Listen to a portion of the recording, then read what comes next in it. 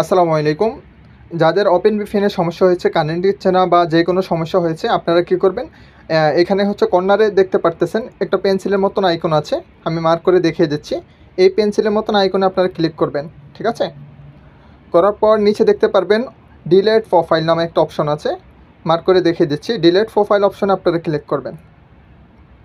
করার পর এখানে অবশ্যই আপনারা ইয়েসে ক্লিক করবেন। দেখতে পারতেছেন ইয়েসে ক্লিক করলে এই প্রোফাইলটা আপনার ডিলিট হয়ে যাবে। তো আমি এসে ক্লিক করে প্রোফাইলটা ডিলিট করে দিলাম।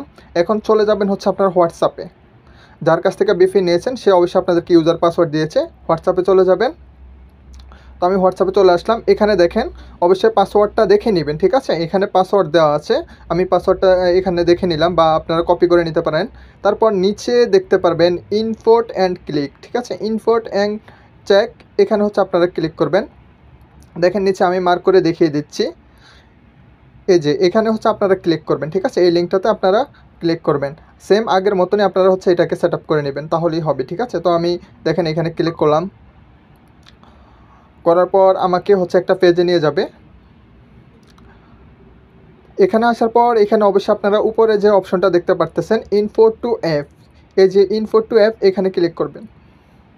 এখানে ক্লিক করার পর আপনাদেরকে যে পাসওয়ার্ডটা দেওয়া হয়েছে সেই পাসওয়ার্ডটা এখানে বসাবেন।